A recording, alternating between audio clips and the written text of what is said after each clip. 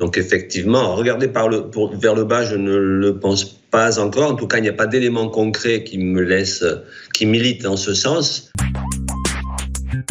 Nous sommes de retour en direct dans cette édition du 7 mars 2025 du live de TV Finance. Et désormais, comme annoncé, et comme vous en avez l'habitude aux alentours de 9h05, 9h10, il est l'heure de retrouver Antoine Quesada et son Chronocac. Bonjour Antoine. Bonjour Louis-Antoine. Merci Antoine d'être avec nous ce matin. Vous êtes trader, formateur et coach chez QTS.fr. Antoine, dans un univers qui est particulièrement chamboulé, puisque selon les propres mots de la présidente de la Banque Centrale Européenne, l'incertitude est énorme et omniprésente. Et alors que l'indice phare parisien fait face à de nombreuses résistances, est-ce qu'il faut commencer à regarder vers le bas selon vous ? J'ai envie de vous répondre comme la semaine dernière. C'est vrai qu'on est face à des grosses résistances techniques et pas seulement.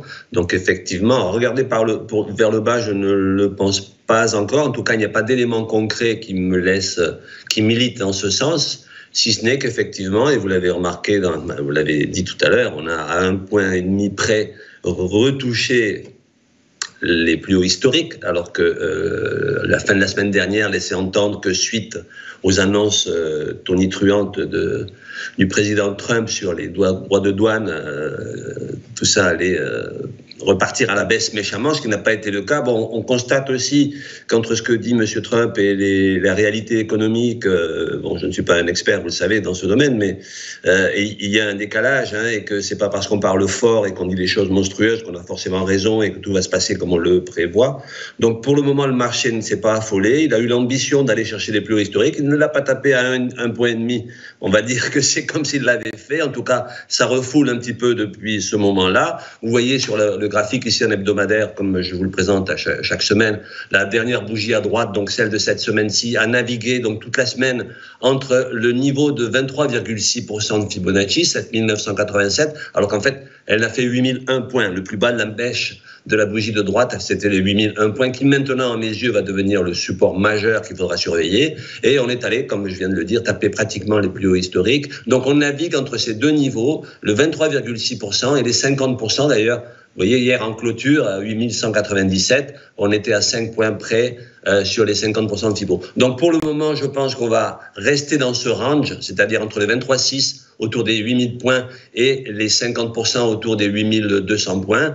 C'est ce qui me paraît le plus probable dans l'état actuel des choses. Donc on va passer sur le graphique en journalier.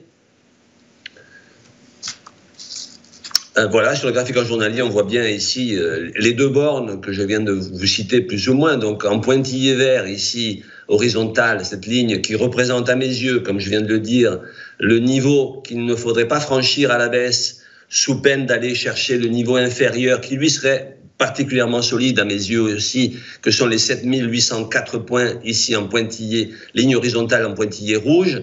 Donc pour le moment, là, on a ouvert en légère baisse. Cette baisse s'accentue, effectivement. Il faut dire que après s'être cogné la tête sur les plus hauts historiques, disons-le ainsi, comme je l'avais même dit ces derniers temps, sur un plus haut historique en général, et en l'état actuel des choses, on recule un petit peu, c'est qui est normal, il y a des prises de bénéfices. Moi, j'attribue ça à des prises de bénéfices.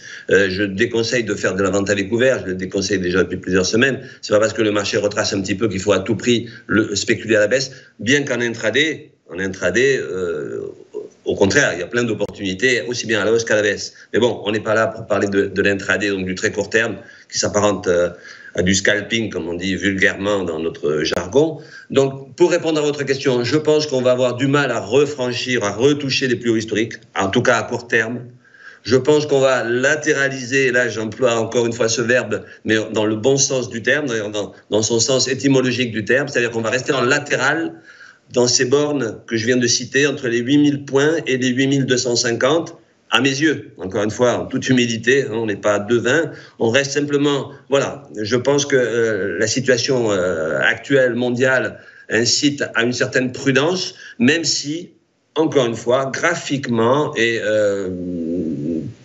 le marché est bien orienté. Donc voilà, surveillez, à mes yeux, surveillez la borne des 8001 points exactement, une clôture en dessous de ce niveau, mais vous voyez, on est à 8133, la baisse accélère un petit peu, on est à moins 0,77%, donc je pense qu'il ne serait pas anormal ni impossible que dans les jours qui viennent, on vienne retester les 8000 points, donc ici en pointillé vert, comme je viens de vous le dire, et Voilà, qui à mes yeux est le support majeur pour les jours à venir.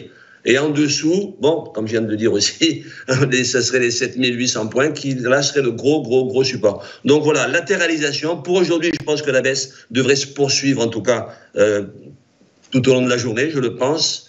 Mais rien de dramatique pour le moment, si ce n'est que, bon, quand on fait des plus hauts historiques, dans la situation dans laquelle se trouve le monde aujourd'hui, ça relève presque du miracle, en tout cas. Hein, ce qui montre bien que la psychologie des investisseurs, encore une fois, c'est l'offre et la demande, c'est l'état d'esprit dans lequel on se sent pour acheter ou pour vendre. Et effectivement, certains ont peur sans doute de rater une grosse opportunité, le fameux FOMO. Hein, en cas d'une superbe nouvelle merveilleuse, on aurait peur d'être resté à côté du train qui s'en va à fond. Hein, ou de la fusée, comme on l'avait dit ces dernières semaines.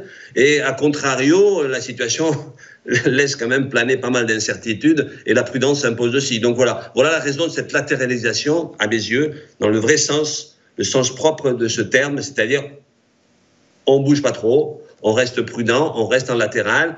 Et si on est investisseur de long terme et qu'on est rentré il y a très très longtemps, encore une fois, des prises de bénéfices partielles ne serait pas une mauvaise chose dans l'état actuel du marché. Très clair. Bah, écoutez, merci beaucoup Antoine pour cette analyse. Antoine Quesada, vous êtes trader formateur et coach chez AQTS.fr avec nous tous les vendredis pour nous aider à comprendre les tergiversations de l'indice phare parisien et en conséquence adopter des stratégies d'investissement ou de trading judicieuses. On marque une courte page de publicité et dans un instant on retrouve la rubrique de David Furcage. À tout de suite sur TFI.